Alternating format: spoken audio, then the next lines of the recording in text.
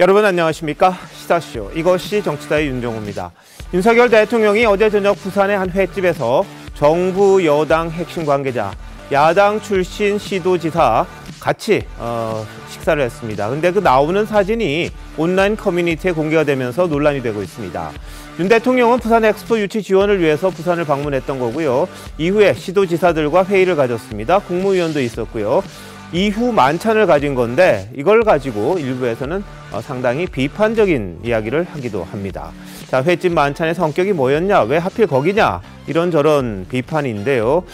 어떤 생각이 드시는지 시청자들 여러분도 한번 같이 생각해 보시면 어떨까 합니다. 전문가들 나오셨습니다. 어서 오십시오. 안녕하세요. 네, 윤석열 대통령 국제박람회기구 실사단이 부산에서 마지막 현장 실사를 했습니다. 부산을 또 찾았습니다. 그리고 17개 시도지자체장들과 만나서도 중앙정부와 지방정부는 한 팀이다. 이렇게 강조를 했었는데요. 먼저 관련 화면 준비했습니다. 이번 부산 세계 박람회 유치는 부산만의 일이 아닙니다. 대한민국의 일이고 정말 이거는 놓칠 수가 없습니다.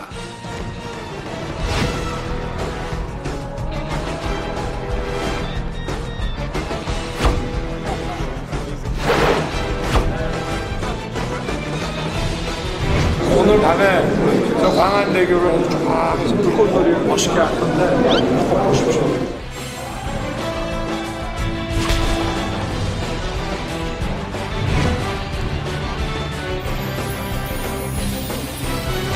Busan has everything that it takes to host a World Expo.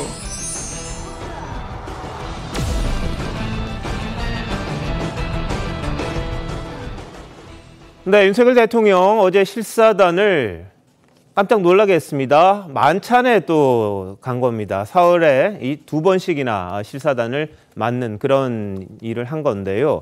자, 엑스포 유치와 관련돼서 애쓰는 모습과는 별개로 어제 저녁 부산 한 횟집에서 윤 대통령을 포함해서 이른바 정권의 실세라고 하는 사람들 다 한자리에 모였습니다. 그리고 여기에는 야당의 도지사들도 있었습니다. 그런데 유독 마치 이른바 조직 사람들이 모여서 인사하고 그런 식의 글들이 인터넷 커뮤니티에 돌면서 좀 논란이 됐는데요. 최 편집장님, 저 사진을 가지고 비판이 나오더라고요. 어떻게 봐야 될까요? 글쎄, 저 사진을 처음부터 끝까지 좀 누군가 보여줬으면 좋겠다. 왜냐면 근데 저게 사실 처음 등장한 게 이제 어느 시민들이 찍은 거거든요. 그러다 보니까 아마 그 시민이 자기의 시각을 반영해서 마치 굉장히 무슨 문제가 있는 것처럼 아마 한 것으로 보이는데 네. 아까 말씀하셨듯이 기본적으로는 시도지사는 국민의힘 소속만 있는 건 아니잖아요. 네. 거기에 그 민주당 소속도 있고 이렇게 돼 있기 때문에 시도지사들하고 회의하고 나서 이제 만찬을 한 거고요. 예. 그다음에 국무위원도 지금 꼭 한동훈 법무부 장관만 이렇게 부각시켜서 이제 지적을 해서 마치 장제원 의원, 한동훈 장관 이 좌우 실세들을 하고 같이 만찬을 한 것처럼 이렇게 이제 오해를 하도록 대표적인 왜곡 사례로 보입니다. 네. 그게 아니고 부산 지역에 있는 그 국회의원들 참석한 거죠. 국민의힘 소속들 이렇게 봐야 되기 때문에 전후 맥락 이런 것들을 보면 정말 어이없는 누군가의 그 어떤 왜곡된 편집 이게 이제 공격용으로 등장한 것이 아닌가 이런 생각이 듭니다. 자, 정권 실세들이 모인 마치 비공식적인 저녁 자리 그리고 술이나 한 잔 거하게 하는 그런 자리인 것처럼 처음에 묘사가 됐습니다. 그러다 보니까 처음 사진이 나왔습니다만 일렬로 쭉 서서 대통령 나오면서 인사하는 장면도 마치 이른바 조직 세계에 있는 사람들이 인사하는 그런 식의 주장을 하는 분들도 있는 것 같습니다. 처음에 인터넷 커뮤니티에 그런 식으로 나오다 보니까 이 모임 자체가 뭔가 은밀하고 있어서는 안 될 그럴 저녁처럼 묘사가 됐던 거거든요. 자, 김영주 의원님 보실 때는 어떻습니까?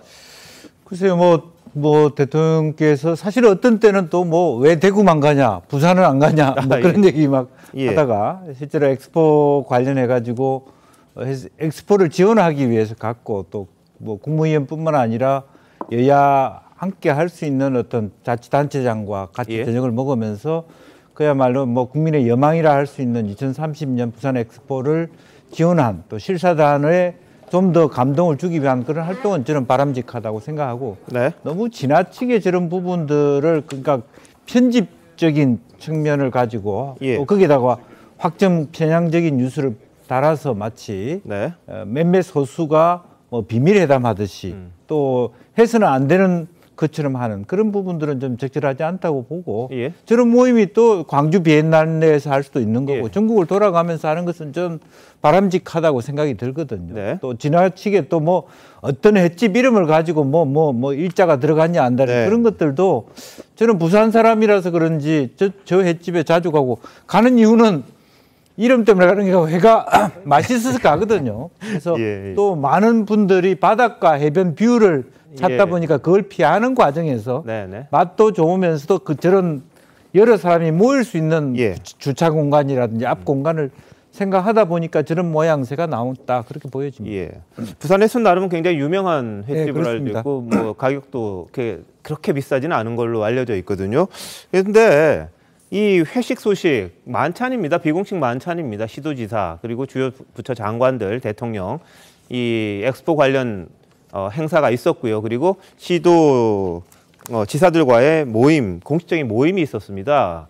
그런 모임 이후에 이제 비공식 만찬을 했던 건데 그게 마치 개인적인 모임처럼 묘사가 되면서 논란이 됐고요. 또 김영주 전 의원님 말씀하셨던 것처럼 이 횟집 이름이 날일자에 빛광자를 씁니다. 일자가 들어갑니다. 날일자. 그래서 이거 왜 여기 갔느냐. 일본의 빛이다. 친일파 아니냐. 뭐 이런 주장. 게다가 일부 네티즌들은 여기다 별점 테러를 합니다. 한 개를 주는 거죠. 한 개를. 이유는 없어요. 가보지도 않은 분들일 겁니다. 근데 윤 대통령이 갔기 때문에 싫다. 뭐 이런 식의 표현을 한 거거든요. 김민주 대변인 어떻게 보십니까? 이게 어저께 그 중앙지방협력회의라고 온 그 지자체의 그 단체장은 물론이고 국무위원들까지 해서 이 2030 부산 엑스포를 전격적으로 지원하자는 뜻에서 오로지 주제도 그것만 놓고 지금 지자체장들이 논의를 했다고 알려졌습니다. 네. 그리고 이후에 그 실사단이 이제 마지막 환송 만찬을 하는 가운데 지난 3일에 상춘제에서 있었던 환영 만찬에 이어서 깜짝 등장을 한 거죠, 대통령이. 그래서 예. 우리가 이 정도의 강한 유치 의사를 갖고 있다. 그래서 이 정도로 우리가 이제 실사단에 대해서 이제 정성을 다한다라는 모습을 보여주기 위해서 그 자리에 이제 깜짝 방문을 하고 나서 그 다음에 이제 저녁 모임이 있었던 건데 뭐 비공식적인 자리이지만 많은 분들의 얼굴이 저렇게 지금 다 나왔다는 차원에서는 공식적인 자리라고도 할 수 있을 것이지요. 그리고 지금 저 지역 이름이 그 횟집 이름과 일치한다고 하네요. 그 네. 지역 이름을 따서 예. 그 이름을 지은 것인데 이거는 마치 뭐 죽창가도 이 정도면 정말 진력이 날 정도로 너무 하는 것이 아닌가. 그리고 이 정도까지 비틀어서 이렇게 비판, 그야말로 뭐 숨 마셔도 비판한다는 이야기가 나올 정도가 아닌가. 그 네. 부산 지역의 지역구 의원들 그리고 그 회의에 참석했던 분들이 함께 저녁 식사하는 자리에 대해서 예.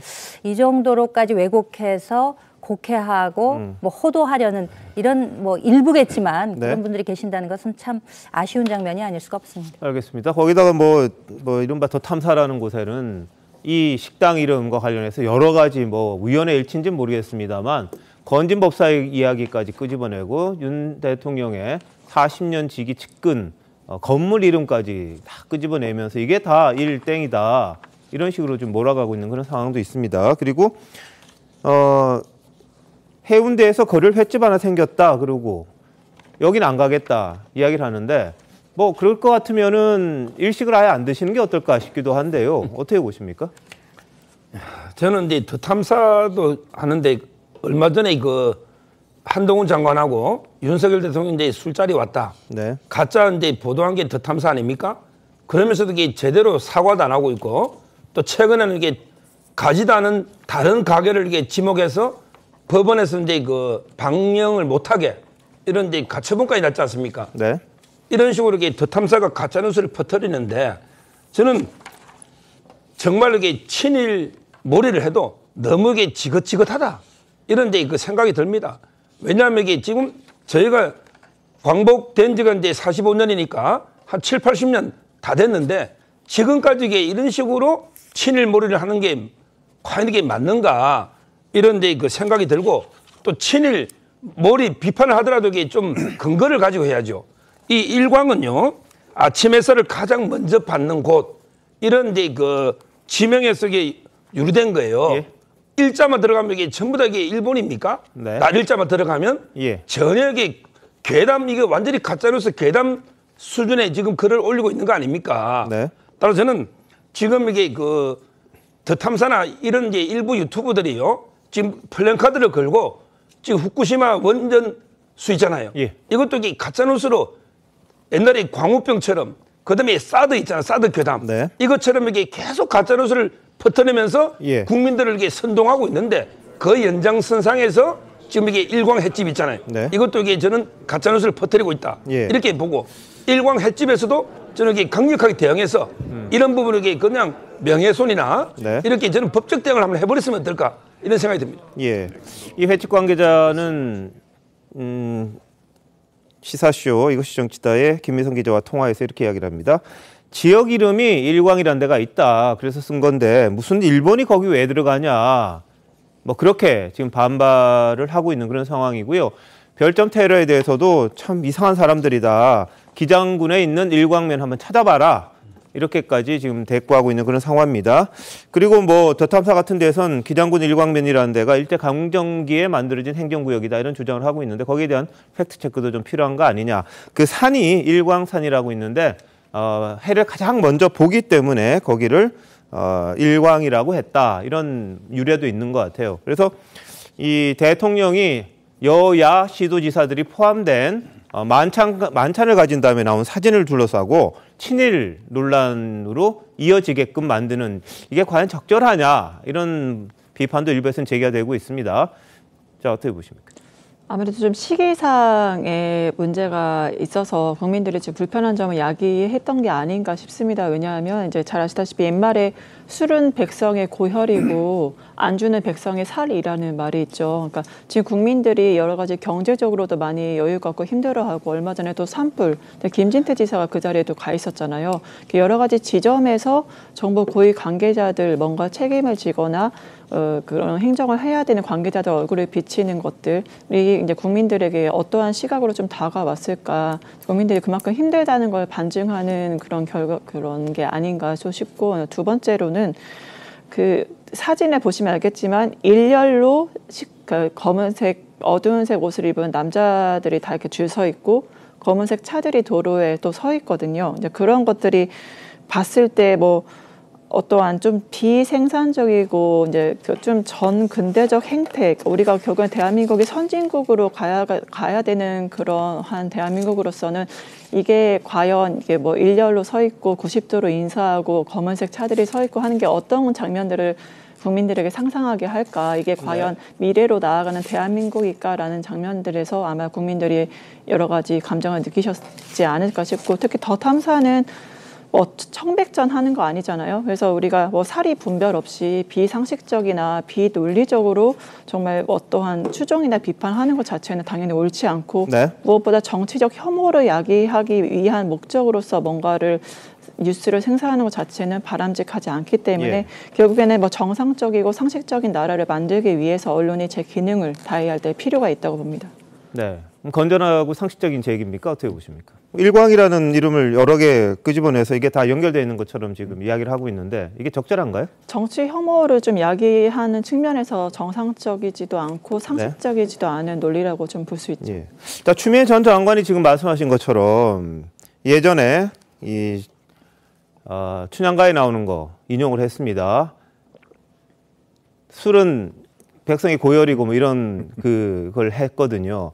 이게 과연 그것과 연관이 됩니까? 어떻습니까? 잘 아시다시피 저게 이른바 이제 변학도 뭐 이 얘기하는 거 아니겠습니까? 뭐 암행어사 출두요 뭐 이렇게 해서 이제 나온 얘기인데, 저는 저거를 여기다가 빗대는 게 시대착오적이고 어찌 보면 유치하기까지 하다 이렇게 생각을 합니다. 얼마나 확증 편향에 본인이 사실은 메모리 돼 있으면, 몰입이 돼 있으면 저런 것까지 끄집어낼 수가 있는가 하는 생각이 들고요.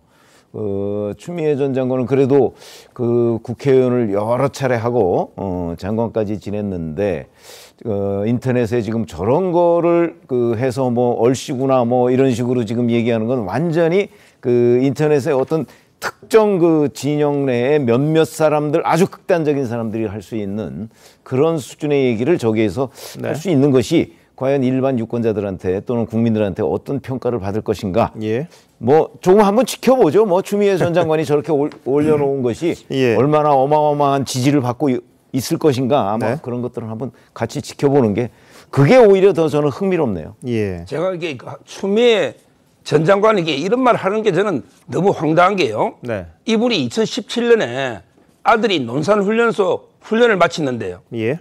본인에게 파주에 군부대를 갔어요.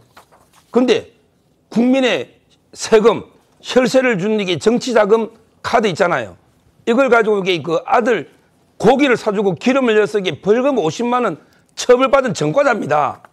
그게 바로 이게 진짜 그게 국민의 혈세고 세금이죠.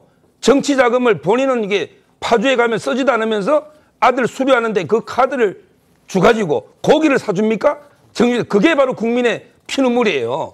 근데 벌금 50만 원 받은 이런 이게 전과자 장관이 지금 이게 대통령이 비교적 저렴한 그것도 이게 원래는 불꽃놀이 볼 수 있는 해변 쪽에 네. 그걸 안 하고 이게 번잡을 피하기 위해서 좀 안쪽으로 좀 비교적 저렴한데 그 시도지사 행사를 한 거 아닙니까?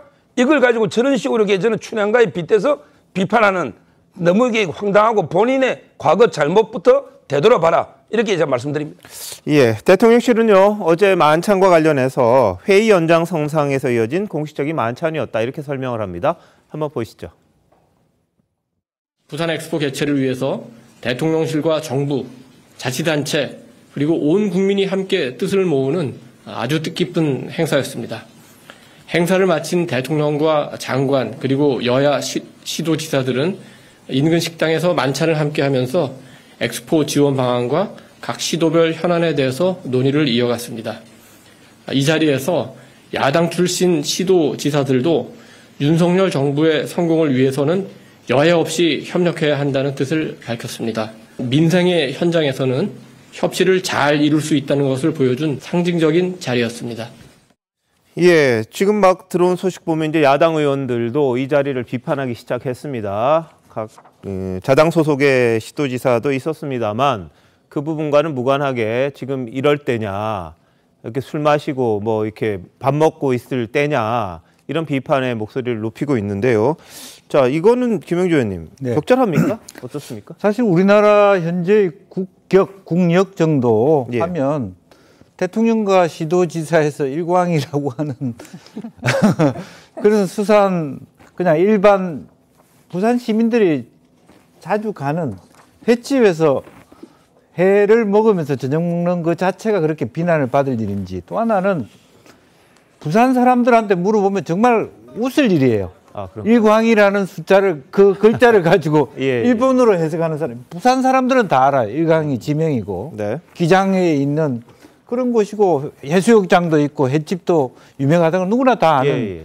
그걸 가지고 소위 언론을 지향하는 뭐 더 탐사라는 데서 그것을 다른 식으로 왜곡해서 해석하고 그래가지고 뭐 앞으로 부산에서 정치를 어떻게 하려고 그러십니까? 네. 더군다나 엑스포라는 것 자체가 부산만의 행사도 아니고 우리나라 전체가 이렇게 힘을 모아서 그나마도 이게 하나의 미담이고 실사단에게 좋은 말하자면 분위기를 가져주기 위해서 이미 대통령께서 일정을 내신 건데 그조차도 저렇게 폄훼하고 왜곡하면 예. 앞으로 어떻게 대통령이 어디를 간단 말입니까? 네. 사실은 그것도 언론에 물어보고 가야 되는 건지, 또 지명 자체도 예. 상호명도 물어보고 가야 돼. 일자가 들어간 데는 절대 안 가야 되는 건지 참 한심하다는 생각이 듭니다. 예. 자, 이게 횟집에서 열리는 게 이제 저녁 자리입니다. 부산이다 보니까 뭐 횟집을 갔을 수 있죠. 저녁 먹는 자리니까. 그래서 공식 일정이다 보니까 대부분의 시장, 도지사들이 참석했다고 전했고요. 만찬은 2주 전에 부산시청에서 예약을 했다고 합니다. 오후 8시쯤 끝났고 술은 주로 건배주 정도로 쓰여서 많이 마시지는 않았다 이렇게 이야기를 하네요. 그리고 어제 만찬 자리에는 이제 엑스포 유치를 위한 공식 기념주가 있다고 합니다. 그 술 정도만 들어갔고 이 박형준 부산시장이 부산 엑스포 유치하자 화이팅 이런 건배사 했다 그랬고요. 한동훈 장관도 건배사를 하긴 했다는데 밋밋하다 그래서 다시 요청을 받았다. 뭐 이런 이야기들이 지금 돕니다. 그래서 이 자리가 엑스포 유치를 위한 전국의 힘들을 같이 모으려고 하는 그런 의도가 담긴 자리였다는 게 그 참석자들 그리고 이 관계자들의 이야기이기도 합니다. 말씀하셨듯이 어제 불꽃놀이 엄청나게 했다고 합니다. 실사단에게 부산의 이미지를 좀 잘 보여주기 위해서 상당히 화려한 불꽃놀이를 했었는데 해변가 식당에는 이미 뭐 많은 사람들이 더군다나 시민들이 많았기 때문에 거기 가면은 불편하잖아요. 대통령이 가면은. 그래서 이 안쪽으로 했는데 오히려 또 그게 또 논란이 되는 그런 상황이기도 합니다. 자, 어제 이 윤 대통령 실사단을 다시 한번 만났고요. 환송 만찬에도 참석을 했다는데 엑스포 유치를 위한 대통령의 노력 어떤 식으로 했는지 한번 보시죠. 부산 좀 많이 보셨습니까? 아름답죠? 오늘 밤에 저 광안대교를 쫙 해서 불꽃놀이를 멋있게 할 건데 꼭 보십시오.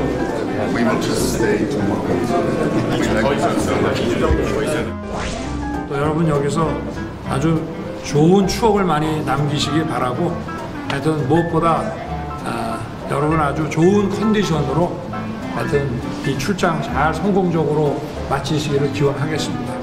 Thank you so much again for your hospitality. Cheerio. 네.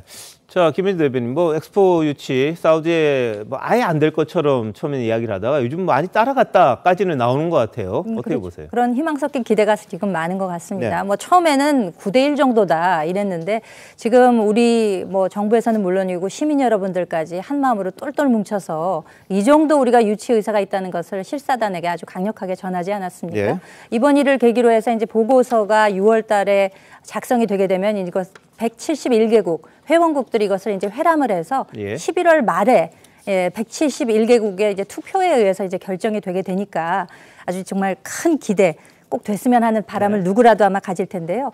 사실상 이 지구촌에 세 가지 큰 이벤트가 있습니다. 월드컵, 올림픽, 그리고 이제 국제 엑스포가 그것인데요.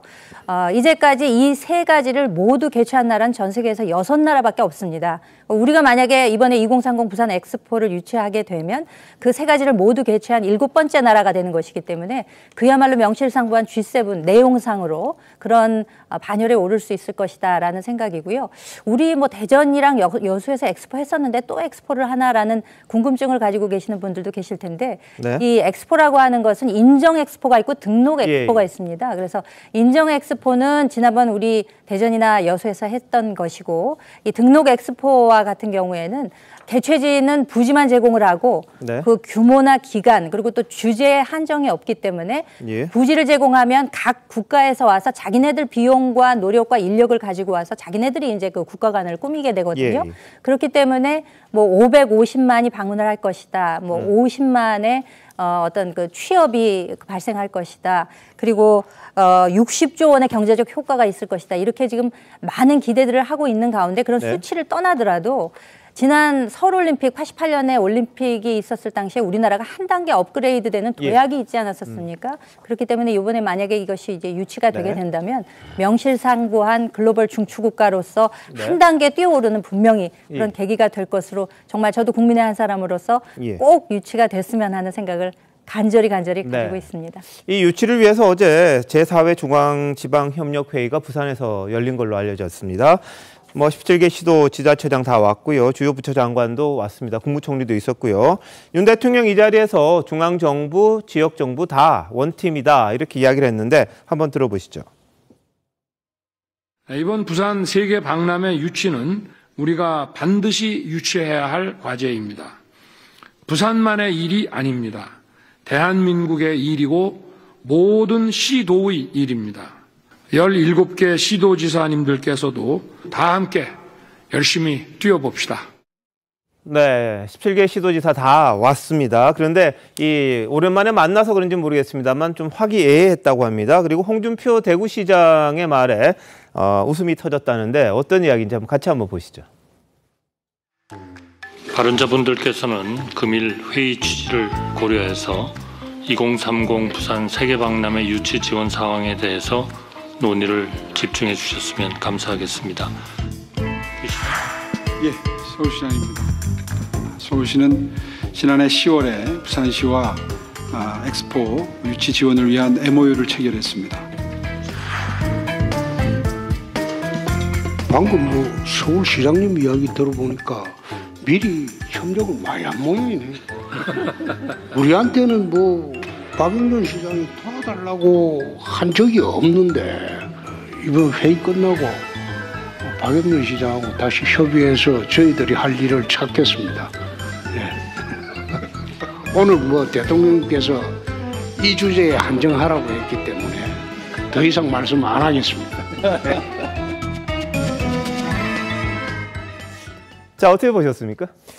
저게 이제 각 시도가 이제 이 엑스포 유치를 위해서 사실은 어떤 노력을 할 것이냐 이런 것들을 이제 얘기하는 자리예요. 네. 돌아가면서. 그래서 이제 한 3분 정도씩 시간이 주어졌다는데 오세훈 서울시장 같은 경우는 3분을 꽉 채워서 우리가 어떤 걸 도와줄 수 있다 이런 식으로 얘기를 했고요. 네. 그다음에 김진태 강원지사 같은 경우는 저 설악의 그 오색 케이블카 이거에 대한 감사 표시 이런 걸 주로 했다는 거 아니겠습니까? 근데 이제 홍준표 시장은 오세훈 시장이 워낙 많이 얘기를 하니까 그걸 간략하게 아마 줄인다고 약간 농담을 섞어서 저렇게 얘기를 한 것으로 보이는데 저런 것들은 이제 결국은 이게 부산시만의 문제도 아니고 윤석열 대통령만의 문제도 아닙니다. 아까 말씀하셨듯이 이 엑스포 유치에 따른 여러 가지의 경제적 효과가 워낙 크기 때문에 사우디도 그래서 지금 총력 질주하고 있고요. 우리는 사우디보다 늦게 시작을 했잖아요. 6개월 정도 늦었거든요. 그러니까 늦은 만큼 사실은 더 노력을 많이 해야 되는 거고 그런 만큼 17개 시도가 외국과 이런저런 연들이 있잖아요. 그러니까 이게 이제 전 세계에서 투표를 하기 때문에 그런 투표에 조금이라도 도움을 줄 수 있는 방향으로 우리는 뭘 하겠다 이거를 돌아가면서 하는 자리이기 때문에 아마 제가 보기에는 17개 시도가 세계 각국에 있는 네트워크를 총동원하면 어쨌든 도움이 좀 되지 않을까 이런 기대를 해봅니다. 알겠습니다. 여야 간의 협치 강조하시는 분들도 많은데 이런 엑스포 유치를 계기로 야당의 시도지사도 같이 한자리에 모여서 이렇게 논의할 수 있는 거 이것도 하나의 좋은 경우가 아닌가 싶습니다. 국회에서도 좀 같이 만나면 좋겠는데 일단 행정자치단체, 지방자치단체부터 같이 한번 하고 또 점점점 늘려가는 것도 방법 아닌가 싶기도 합니다. 그 계기가 어제 만찬 아니었나 싶은데 이상하게 좀 비판의 목소리가 엉뚱한 데서 나온다 이런 지적도 좀 있는 것 같습니다. 어제 오후 광안리 해수욕장에서는요 2030 부산 엑스포 유치를 기원하는 불꽃쇼 아주 거창했다고 하는데요. 화면 준비했습니다.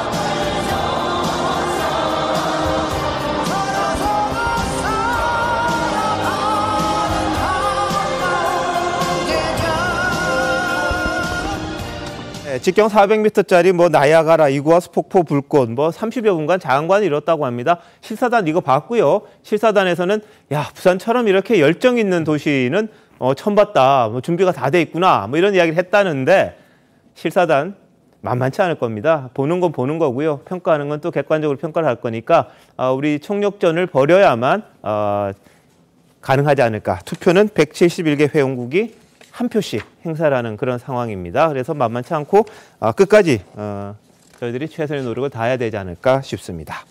자, 이런 가운데 윤석열 대통령 이달 말 국빈 방문합니다. 미국에요. 상하원 합동연설 예정이 되어 있습니다. 미국에서 이 초청장이 왔다고 합니다.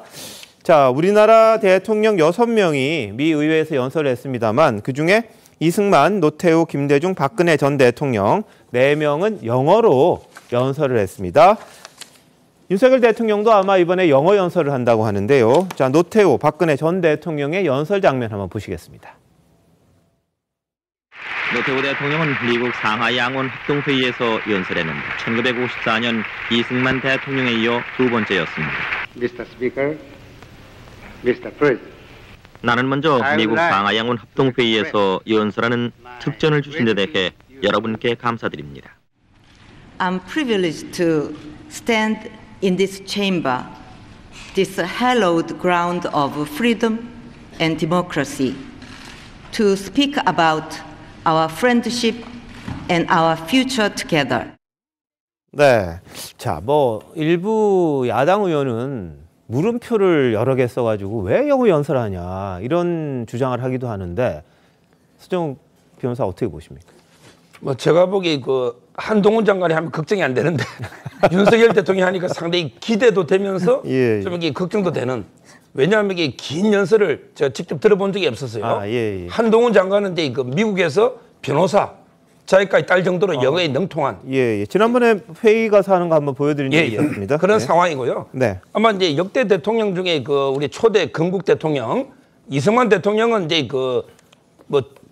1호 박사 아닙니까? 그렇기 때문에 영어가 정말 이게 능통했다. 네네. 원래 이게 외국 가기 전에 졸업식 한국에서 그때도 이게 발음이나 능통했다 이런 게 평가고요. 그 외에도 이제 김대중 대통령도 외국에 많이 계셨잖아요. 또 박근혜 대통령은 보신 것처럼 또렷하게 하셨고요. 나머지 이제 이명박 대통령이나 YS 김영삼 대통령은 한글로 했거든요. 그래서 저는 상당히 진짜 기대 반, 좀 걱정 반 이런 게 상황입니다. 자, 영어가 발음이 좋고 그런 것 떠나서 내용이 중요할 겁니다. 미국 사람들도 이야기 들어보면 김대중 대통령이 발음이 굉장히 안 좋거든요. 근데 안 좋음에도 불구하고 귀에 쏙쏙 들어온다고 이야기를 하는 걸 들었습니다. 왜냐하면 그 내용이 충분히 자신의 경험이라든지 인생 이런 게 다 담겨있는 철학이 있기 때문에 그게 잘 들어오더라 그런 이야기를 하는데 윤 대통령 이번 국빈 방문 때 어떤 내용을 꽉 채울지 한번 지켜보도록 하겠습니다. 다음 이슈입니다. 한동훈 법무부 장관과 민주당의 김의겸 의원 설전 계속해서 지금 후폭풍이 일고 있습니다. 대정부 질문 때도 거칠게 충돌했었는데요. 자, 어떤 이야기가 있었는지 또 오늘 발언까지 함께 들어보시겠습니다. 정말 말싸움 하나는 정말 잘한다. 역공, 허를 찌르기, 또 대담한 사실 왜곡 그런 점에 있어서 타의 추종을 불허한다고 생각하고 조선 제일 혀다. 조선 제일 생각합니다.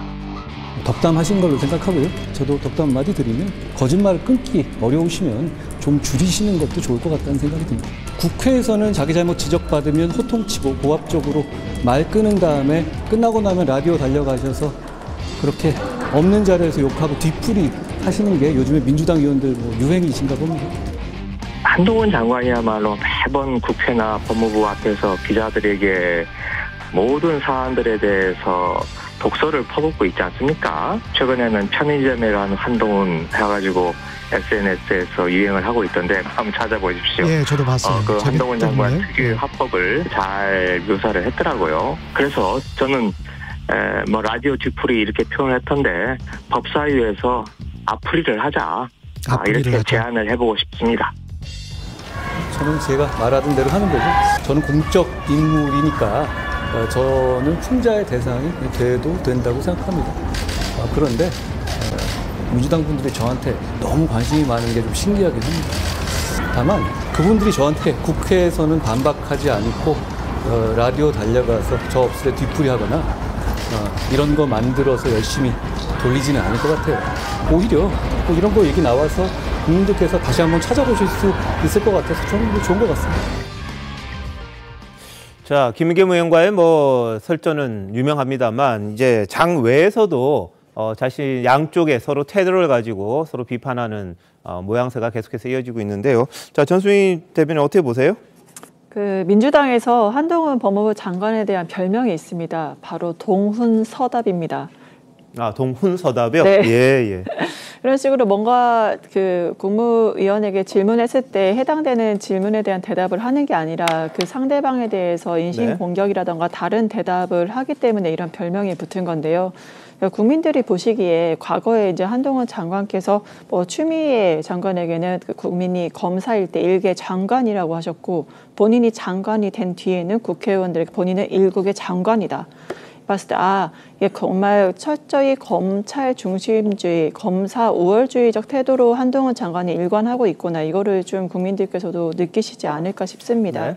결국에 법조인에게 필요한 것은 뭐 법률 지식도 정말 중요하고 직업적 양심도 정말 중요합니다. 하지만 한동훈 장관은 법무부 장관이기 때문에 그런 기본적인 법률적 지식 플러스 인간으로서의 그 직무에 대한 어떤 겸손함과 이제 국민을 섬기는 그런 낮은 자세에서 섬기는 자세가 절실히 좀 요구되지 않나. 그러한 자기 반성적인 네. 태도가 있을 때 대한민국 법무부 장관의 격이 있을 거라고 생각합니다. 자, 오늘은 부산고등지방검찰청을 한동훈 장관이 방문을 했고요. 이 자리에서 자신을 둘러싼 반문화법을 풍자했던 편의점에 간 한동훈, 이 웹툰에 대해서도 언급을 하기도 했습니다. 자, 어떻게 보셨습니까? 한동훈 장관의 이야기는?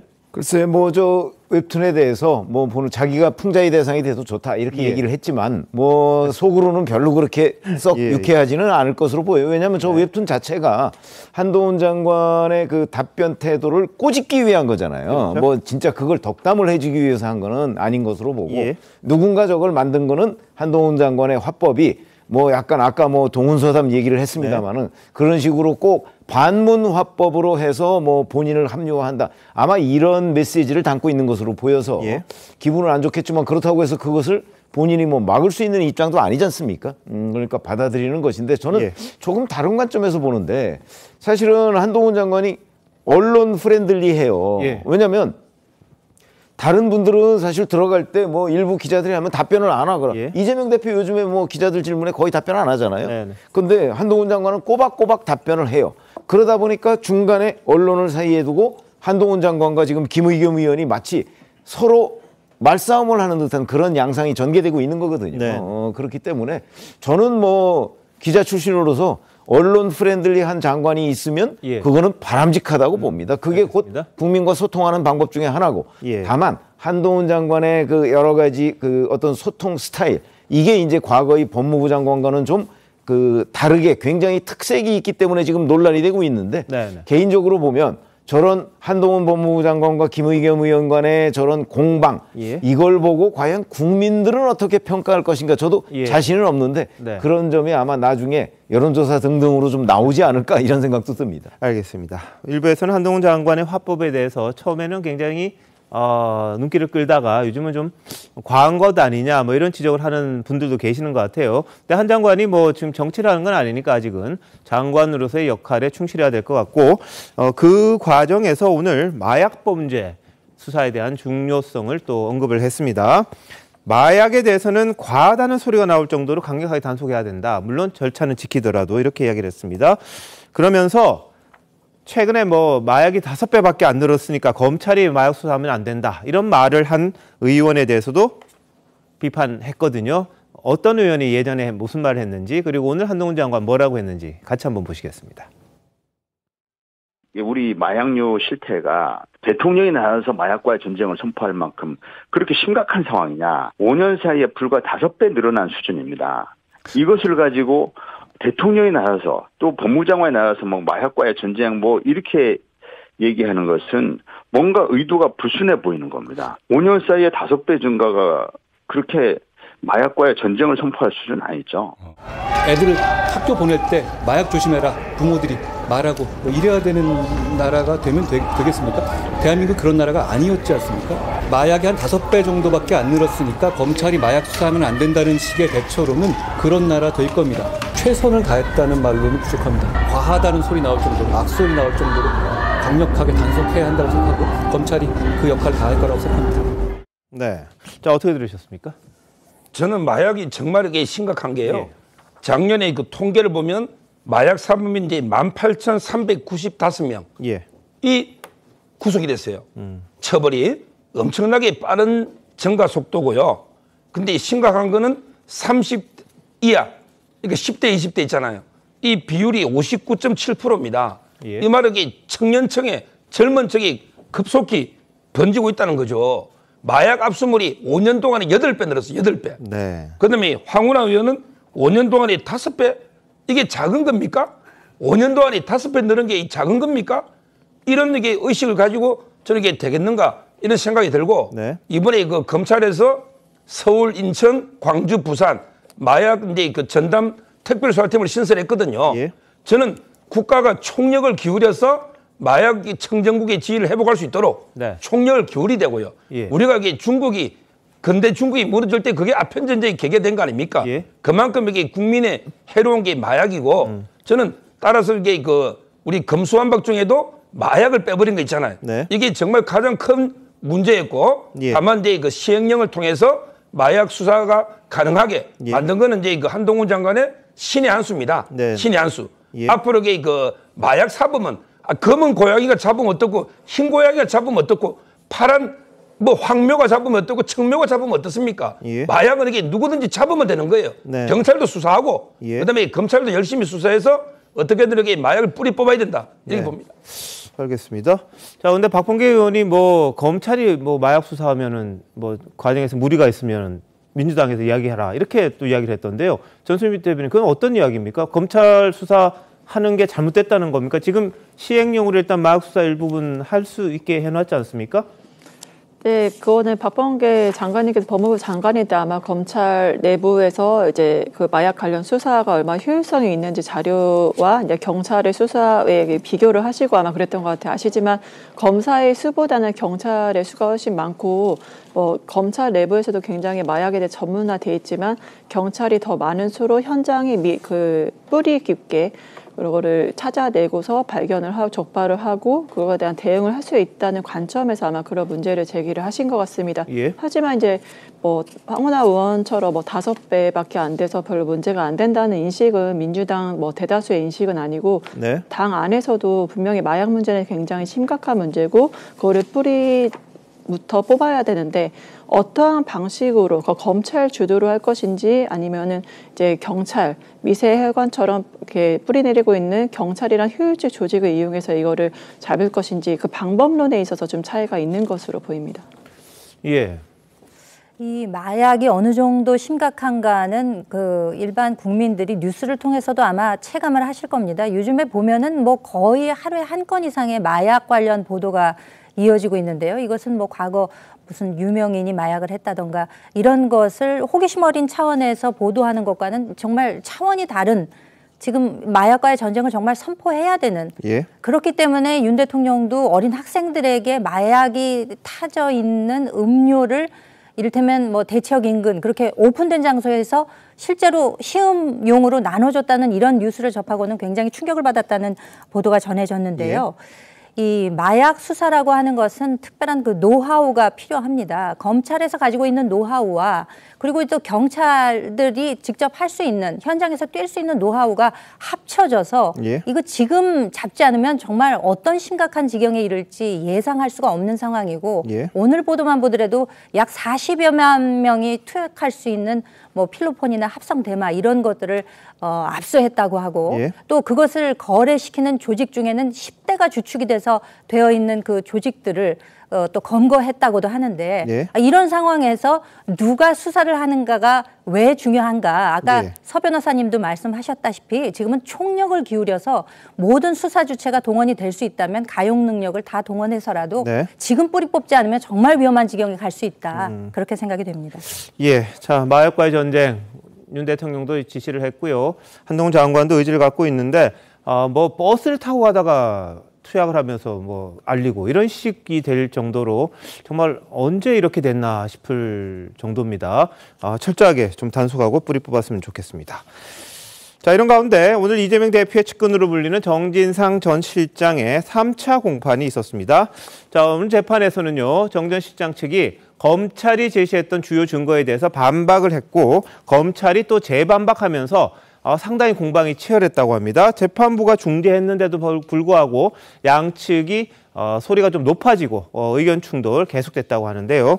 자, 관련해서 오늘 변호인 측 이야기 들어보시겠습니다. 검사의 그 증거 의견에 대한 변호인의 반박 의견을 제출하는 시간이었습니다. 왜 그러신지 모르겠지만 아마도 다분히 언론을 의식하신 것 같습니다. 변호인이 그 변호인의 반박 의견을 내는데도 불구하고 수시로 그 의견 진술 과정에서 개입을 해서 제대로 진술되지 못하게 한 부분은 좀 심심한 유감을 표합니다. 네. 자, 그중 하나가 아파트 중도금과 관련된 내용이라고 합니다. 검찰은 이 중도금을 유동규 전 본부장에게 받은 뇌물로 처리했다, 이런 의혹을 제기했더니 정 전 실장 측은 조의금, 축의금 등으로 마련했다고 합니다. 자, 그때 변호인 측 이야기들을 보면요. 2012년 모친의 칠순, 2018년 부친의 팔순, 2021년 부친 장례식, 12년부터 21년 거의 한 10년 사이에 모았던 축의금하고 부의금이 다 이렇게 중도금으로 나온 것처럼 설명을 했다고 하거든요. 어떻게 보십니까? 글쎄, 뭐 예를 들어서 이제 뭐 칠순, 팔순 뭐 이런 데에 우리가 이제 보통 주변에서 그때 뭐 경조금이 그렇게 많이 들어오나요? 그건 뭐 전 잘 이해가 되지 않고요. 다만 이제 뭐 부친상, 부친 장례식 2021년 뭐 이런 경우는 이제 좀 들어올 수 있겠죠. 더군다나 이때 경기도에서 그 정진상 그 전 실장이 가지고 있는 위치가 있기 때문에 이재명 경기도지사의 최측근 아니겠습니까? 그러면 아마 이때는 좀 들어왔을 거예요. 우리가 이제 예상보다 좀 많이 들어왔을 것으로 보이는데, 자, 그러면 이런 것들을 차곡차곡 쌓아놔서 그걸로 아파트 중도금을 치렀다, 이게 선뜻 이해는 되지 않죠. 왜 그러냐면 사실은 이런 것들을 쭉 모아놓으면 또 그때 상당한 정도의 그 어떤 비용을 많이 써야 돼요. 잘 아시다시피 장례식 같은 거 한번 치르면 거기에 식대만 해도 굉장히 많습니다. 뭐 그런 것들을 이제 다 치러봐서 알기 때문에 그게 모아서 아파트 중도금으로 냈다, 이거는 뭐 검찰은 의심하고 있으니까 검찰의 의심을 또 뭐 재판부가 다 믿을 것도 아니니까 그러니까 이런 식으로 서로 이제 지금 정진상 전 실장 측하고 이제 검찰하고 공방을 주고받는 과정에서 아마 사실관계 확인이 좀 되지 않겠는가, 저는 그렇게 보고 있습니다. 네, 서 변호사님. 저는 이제 그 좀 변명을 해도 독창적으로 해야죠. 지금 이게 노웅래, 이재명, 정진상 다 보십시오. 노웅래 의원에게 그 현금 3억이 놓은 걸 뭘 했습니까? 한참 전에 10년 다들 한참 전에 그 뭐 아버지 조회금인지 이렇게 변명했죠. 그다음에 이재명 대표 그때 현금 2억 8천을 해가지고 경선 자금 쓸 때 그 돈이 어디서 나왔다 했습니까? 이것도 본인 뭐 어머니 조의금 어쩌고 이야기했잖아요.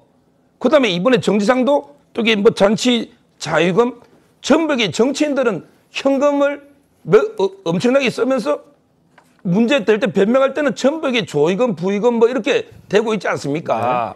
저는 칠순, 팔순 잔치 제 어머니도 해봤습니다. 나가는 돈이 더 많아요. 왜냐하면 이게 비용이 안 나갑니까? 들어온 돈도 조금 일부 있죠, 친한 친구가.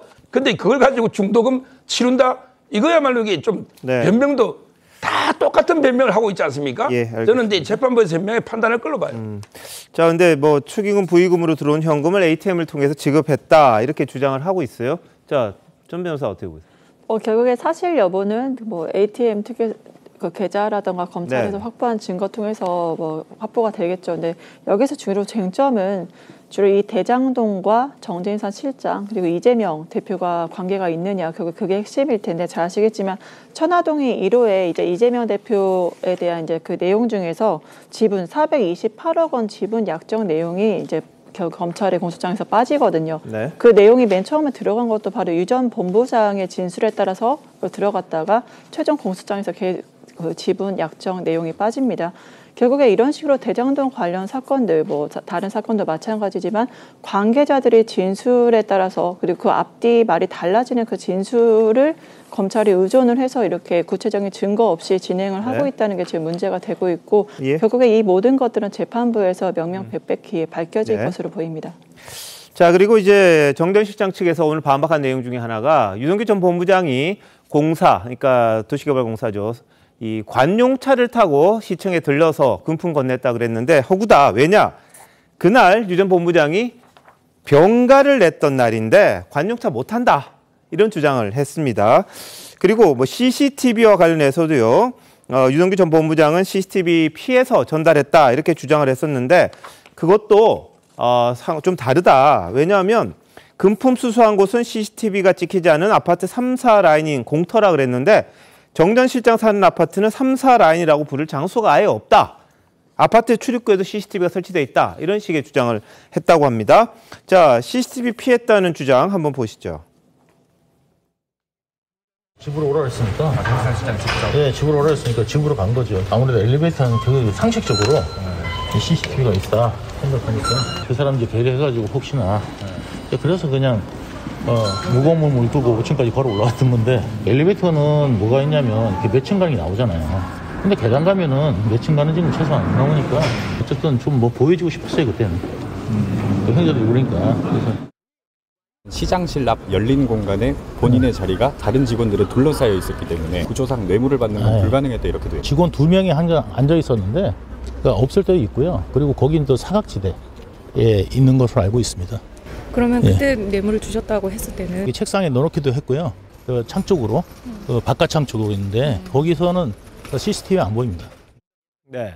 자, 서로 간의 공방, 주장이 다릅니다. 김영주 의원님 보실 때 어떻습니까? 글쎄요, 지금 이제 유동규 본부장이 하는 얘기는 이제 본인의 어떤 심리적 상태를 얘기하는 것 같아요. 사실 네. 뭐 사각지대가 있다가 없다가 아니라 본인 스스로는 이게 비합리적인 돈의 전달이라고 인지하고 있었기 때문에 가급적이면 어떤 형태로도 매천 갔다는 것을 밝히기 싫었다는 것을 강조하는 거고 문제가 되는 지점은 CCTV에 대한 발언인데 지금 최근 언론을 전부 다 업데이트 해보면 결국 성남시의 직원들의 말에 의하면 CCTV는 정상 작동됐다. 이제 그런 부분이 있어서 오히려 유동규 씨의 발언에 대해서 좀 어떤 의구심을 품게 되는 재판부가 되는 그런 원인이 되기도 한다 저렇게 생각이 듭니다. 다만 유동규 씨가 CCTV에 대한 얘기는 정진상 씨가 그냥 하는 얘기를 전원처럼 믿었을 수도 있다고 보여져서 그것은 또 쟁점으로 다시 우리가 생각해 볼 부분이 있지 않겠나 그렇게 생각이 듭니다. 자, 근데 성남시청 시장실 CCTV 관련해서 여전히 계속해서 말은 나오고 있고 이게 진짜 다 가짜다. 아니면 녹화가 된다 안 된다. 녹음이 된다 안 된다. 이런 주장들이 계속 엇갈렸잖아요. 자, 일단 CCTV 관련해서 나왔던 이야기 먼저 한번 들어보시죠. 제가 그 CCTV를 그때 달았는데 오는 사람마다 책에다가 이렇게 꽂아가지고 봉투에 이런 게 너무 많았던 거예요. 그래가지고 다 찍어 놓겠다. CCTV는 존재는 했어요. 존재는 했는데 언제 존재하느냐? 기자들 왔을 때? 기자들이 올 때는 항상 필요 없을 때는 끄고 이제 그랬던 거죠. 2013년부터는 이거를 물어보는 사람이 없어요. 그냥 있나 보다 했지 다. 그때부터는 아예 거의 작동이 안 된 걸로 알고 있어요. 네, 이 사건은 2013년도에 있었던 일입니다. 검찰이 지금 말씀하시는 그 진술을 담은 부분은 2019년도 근무하신 분이거든요. 2019년도면 이미 이재명 시장이 성남시를 나왔을 때입니다. 근데 그때 이후에 CCTV가 작동됐는지 저희는 확인하기는 어렵고요. 2011년도와 2016년도에 유튜브 영상으로 아카이브로 남아있는 영상의 내용을 봤을 때 여전히 작동되고 있었다는 것이고 제가 이제 어떻게 알았겠어요. CCTV 있는데 저렇게 앉아 계시기도 좀 불편하고 좀 그러지 않겠느냐 얘기를 했더니 정진상이가 야 저거 가짜다. 저거 작동 안 된다. 니만 알고 있어라. 전혀 그런 일 없고요. 그 산하단체 임직원이 시청 그 성남시장실에 CCTV가 작동되는지 여부를 어떻게 알 수 있다는 건지 좀 납득하기 어렵습니다. 예, 자, 지금 변호인의 주장이 나왔습니다만 이 검찰에서는 당시 CCTV 설치했다는 성남시청 관계자를 진술 받았던 걸로 지금 알려져 있습니다. 그리고 연합뉴스 인터뷰도 좀 나왔는데 그 내용을 보면 양측이 주장하는 것과는 좀 미묘하게 좀 차이가 있어요. 그러니까 연합뉴스 인터뷰도 있고 문화일보 보도도 있고 그래서 이제 CCTV에 관련해서는 여러 차례 이제 언론이 취재를 했는데 검찰의 주장보다는 정진상 전 실장 측이 주장하는 게 오류가 많아요. 우선 정진상 전 실장 측은 그게 녹음도 된다고 했는데 오늘 재판에서 녹음은 안 된다 이렇게 입장을 바꿨어요. 그건 인정했습니다. 그건 인정을 한 부분이고 그다음에 또 하나는 본인이 그 시장실에 CCTV가 있는데 거기서 금품을 주고받을 상황이 아니다 그랬는데 사실 CCTV는 시장실에 있는 거고 시장실하고 시장실 옆에 시장 비서실이 있고 정진상 전 실장이 근무하는 곳은 이 두 개가 아니고 두 방이 아니고 다른 방이에요. 그 바로 앞에 방이에요. 그렇기 때문에 거기는 CCTV 자체가 없어요. 그다음에 아까 유동규 전 본부장이 얘기하죠. 그 앞에 비서가 2명 있었는데 그 비서와 정진상 전 실장 사이에는 또 높은 칸막이가 있어요. 그렇기 때문에 정진상 전 실장이 마치 CCTV가 있어서 본인이 금품을 수수할 수 없는 것처럼 얘기한 거는 거짓이다. 왜냐하면 자기가 근무하는 방에는 CCTV가 없기 때문에 뭐 이런 부분도 있고요.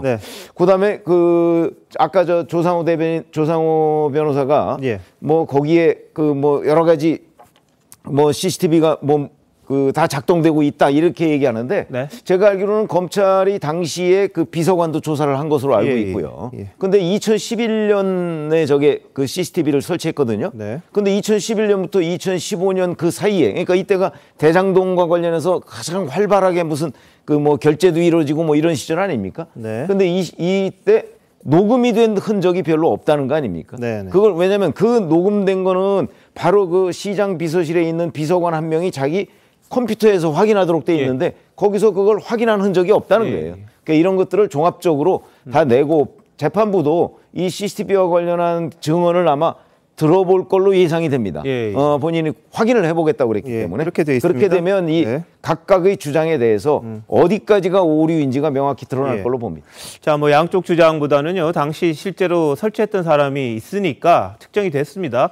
그 사람 이야기를 재판부가 듣겠다는 거고 증인으로 채택해서 정확하게 들어보자는 건데 지금 언론 나온 거 보면 일단 관공서에서 CCTV는 녹음되는 걸 할 수가 없다고 이렇게 보도가 돼 있더라고요. 그러니까 녹음 기능은 아마 안 되는 것 같고 두 번째, 이 성남시 청사를 관리하는 그 부서는 아니었고 시장실에서 일종의 뭐라 그럴까 개인적인 부탁 비슷하게 해서 시청 내의 연번은 아예 없는 CCTV였고 그걸 관리하는 거는 시장 비서였고 비서가 유일하게 녹화를 하든 뭘 하든 녹화를 할 수 있었는데 실제로 그 한 게 별로 없다. 이렇게 지금 그리고 이 직원은 그건 모른다. 어떻게 관리했는지는 그 정도 같아요. 그래서 재판부가 이 이야기를 들어보고 뭐 CCTV가 있어서 못 줬다. 이걸 인정할 건지 아니면 그것과 별개로 유동규 씨의 이야기를 인정할 건지 그럼 지켜봐야 될 그런 상황입니다.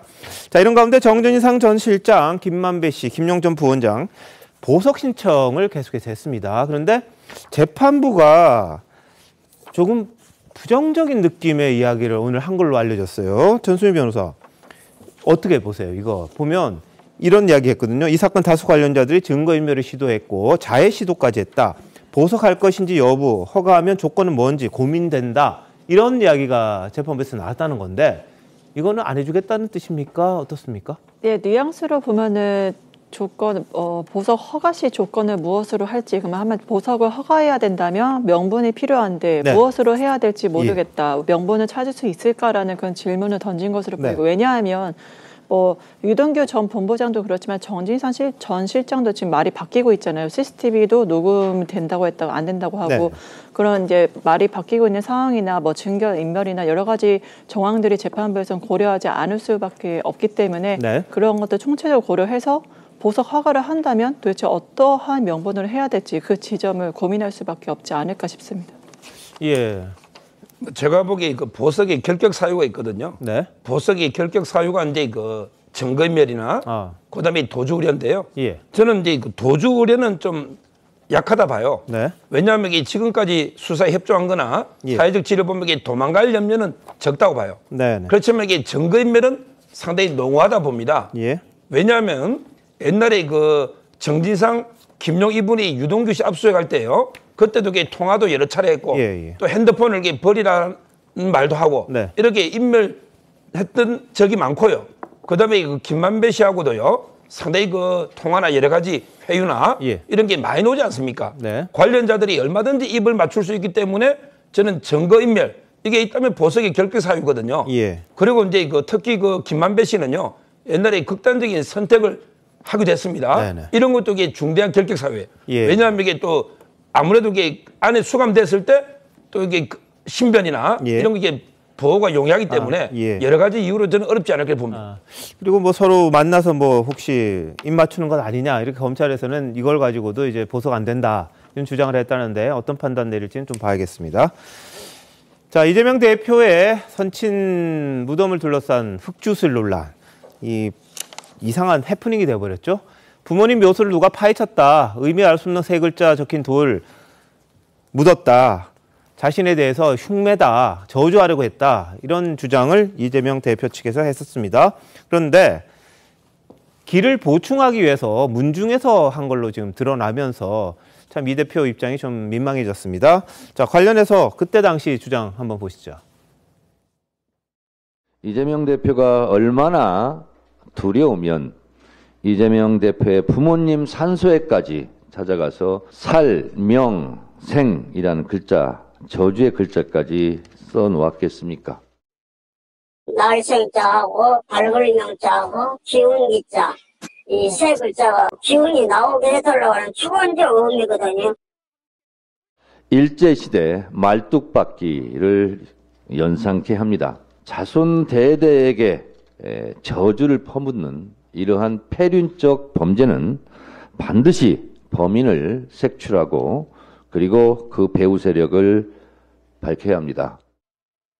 선한 마음으로 내가 도와주고 그랬거든요. 그런데 그냥 오해들을 많이 해가지고 심정은 별로 안 좋네요.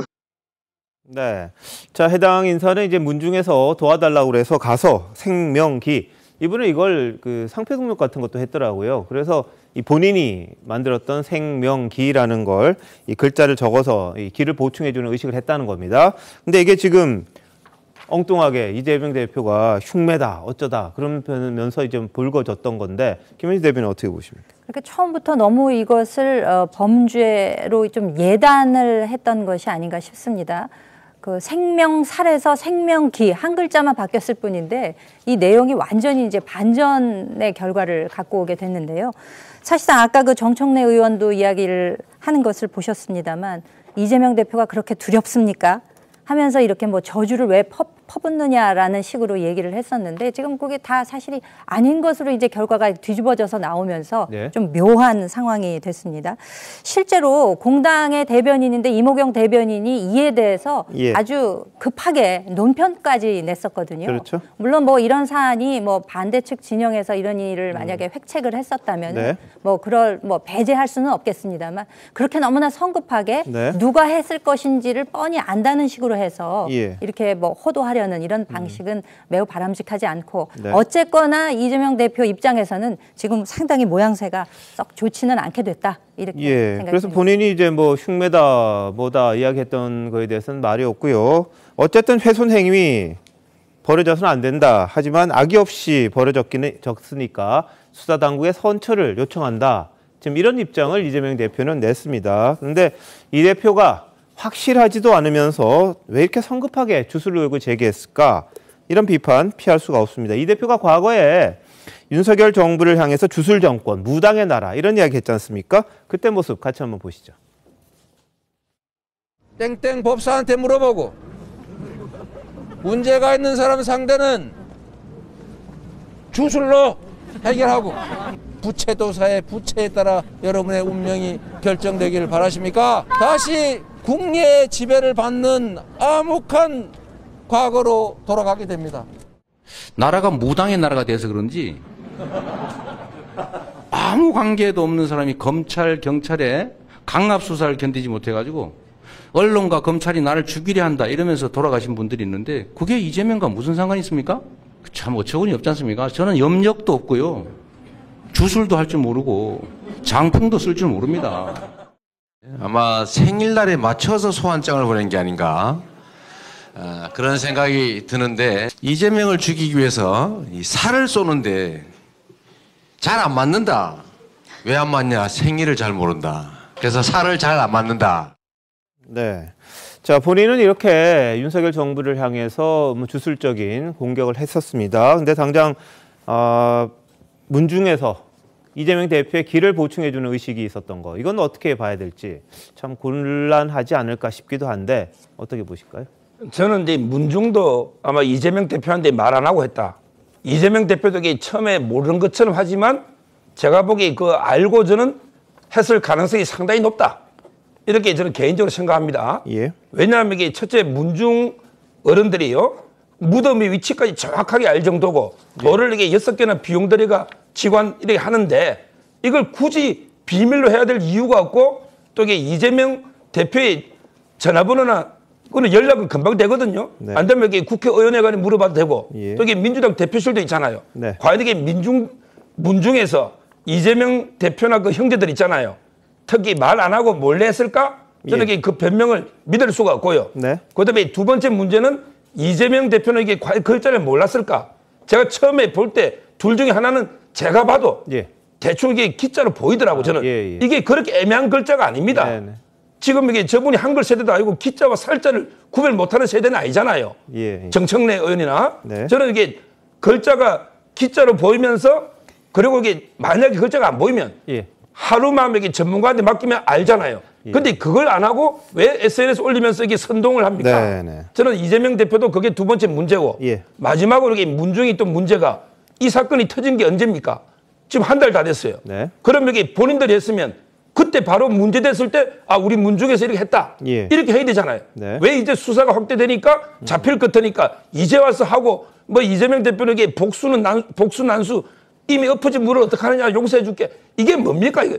저는 제가 보기에 같이 해서 지금 이게 짜고 칭의하는 게 아닌가 이런 제 개인적인 저는 의심을 가지고 있습니다. 뭐 저희들이 사실관계는 명확하게 알 수 없으니까 섣불리 이야기는 할 수 없는데 다만 일부에서는 이런 이야기도 합니다.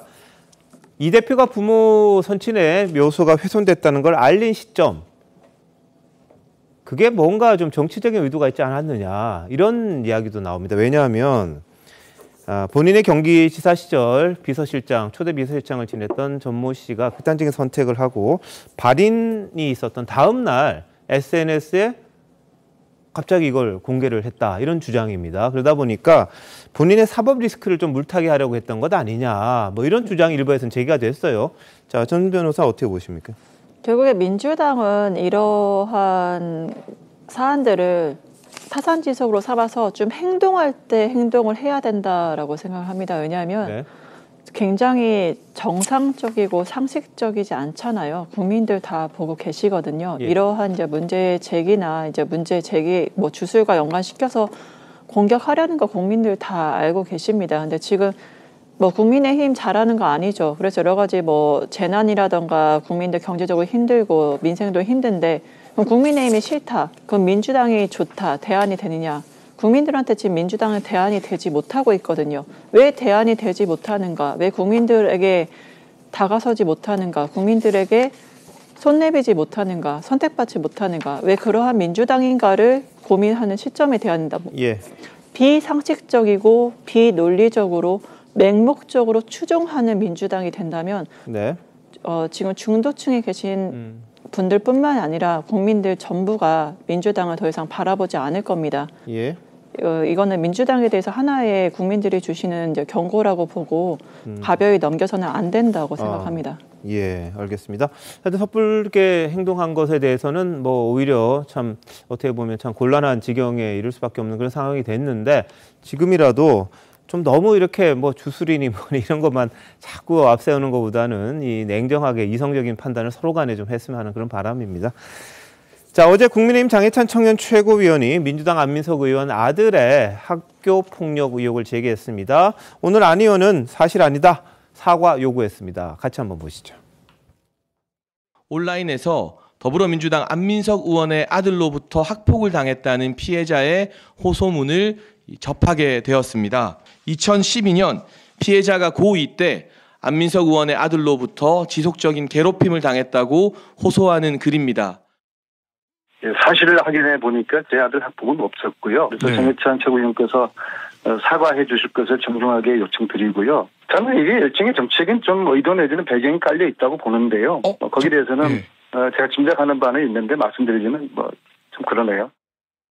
예, 해당 글이 하나 올라왔던 게 있습니다. 2012년 고등학교 2학년 때 같은 학교 다니던 안 의원 아들이 아마 여자 여학생이었던 것 같아요. 자신과 남자친구 데이트 장면을 몰래 촬영하고 뭐 단체방에 올리고 욕도 했다 이런 주장입니다. 근데 글이 올라온 건 한 2020년쯤 됐던가요? 그렇게 기억이 나는데 자, 안 의원은 자신이 확인했더니 그런 거 없었다는 겁니다. 그러면서 사과를 요구한 그런 상황이거든요. 어떻게 봐야 될까요? 우선 장해찬 최고위원이 얘기한 게 이게 2012년에 있던 일을 2020년에 그 피해자라고 하는 사람이 올렸다는 거거든요. 예. 그러면 그게 8년간의 공백이 있잖아요. 예. 그런 부분을 저는 장해찬 최고위원이 만약에 공개적으로 문제 제기를 하고 해명을 해라라고 얘기하려면 그때 2012년에 그 당했다는 그 바로 피해자라는 사람, 그 사람한테 무언가 추가적으로 좀 확인을 하려는 노력이 있었어야 된다고 저는 생각을 합니다. 그렇지 않고 그냥 이런 글이 있는데 해명해라. 이거는 너무 좀 섣불렀다 하는 말씀을 드리고요. 지금 안민석 그 의원은 사실은 무슨 정치적 의도 뭐 이런 얘기를 하잖아요. 근데 2020년이면 총선이 있던 해예요. 네. 그렇기 때문에 2012년의 일을 2020년 총선이 있는 해에 이렇게 올리는 거에 무슨 배경이 있을 수도 있다고 저는 봐요. 예. 그러나 그건 지금 저희가 여기서 판단할 수 있는 무슨 근거가 없어요. 네. 그래서 저렇게 되면 결국 이제 뭐 안민석 의원이 뭐 법적 정치적 책임을 얘기를 했잖아요. 네. 이렇게 되면 아마 안민석 의원이 이 사실관계를 규명하기 위해서 네. 뭐 고소를 하면 네. 사실관계 규명이 좀 되지 않을까. 예. 뭐 장해찬 최고위원도 뭐 그 고소하는 부분에 관해서 빨리 해라 뭐 이런 입장이기 때문에 아마 진상 규명을 그런 식으로 접근하는 게 더 빠를 것으로 보인다 이렇게 말씀드립니다. 알겠습니다. 자, 뭐 자신 고소하면 장해찬 최고위원 무고로 자기도 법적 조치하겠다고 이야기를 했는데, 다만 이 글을 쓴 이른바 피해자로 지금 자신을 지목한 사람 뭐라 그랬냐면, 왜 그때 하지 않았느냐 거기에 대해서 글을 쭉 또 썼어요. 그 왜 그렇게 안 했던 거에 대한 걸 썼는데 2020년 이후에는 딴 글은 없는 것 같아요. 한번 올리고는 그 이후에는 다른 뭐 행동이라든지 이런 것들은 없었던 것 같은데, 장해찬 최고위원 같은 경우에는 이 글이 그대로 남아있고 이 글을 근거로 안민석 의원을 향해서 이렇게 해명을 하라 이렇게 이야기한 그런 상황이거든요. 그러면서 정순신 청문회도 하는데 국회의원 안민석 그리고 정청래 의원도 또 뭐 아들 문제가 좀 있었죠. 왜 그건 청문회 못하냐 이렇게 또 압박도 했습니다. 저는 이제 그 최병묵 위원님과 생각을 좀 달리 하는데요. 첫째는 이제 그 안민석 의원이 확인했다는데 누구한테 확인한 겁니까? 본인 아들한테 확인한 겁니까? 그러면 이게 확인이 아니잖아요. 아들이 이걸 인정할 일은 없을 거고. 그러면 이게 피해 여성한테 확인한 겁니까? 학교에다가 확인한 겁니까? 저는 안민석 의원이 누구한테 확인해 보니까 사실 무근이다. 이걸 이게 분명하게 좀 밝혀주시고요. 예. 두 번째, 장해찬 최고위원은 나름대로 이게 이 정도면 의혹을 충분히 제기할 수 있는 거예요.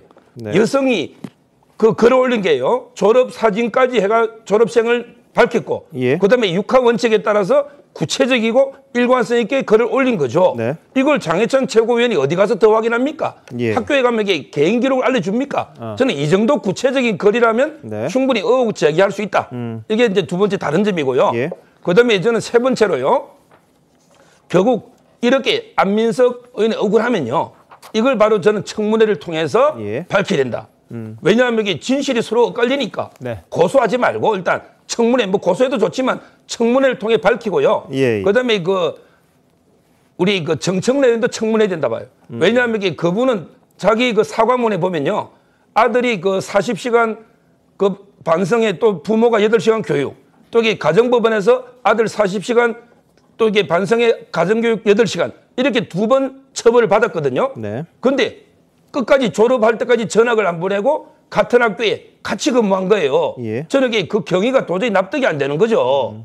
따라서 정순신 내정자에게 이미 사인입니다. 이미 낙마하시고 그만둔 분 이런 게 개인 사인까지 청문회 한다고 지금 국회에서 하는데, 저는 오히려 이제 지금 현직 국회의원들 아닙니까?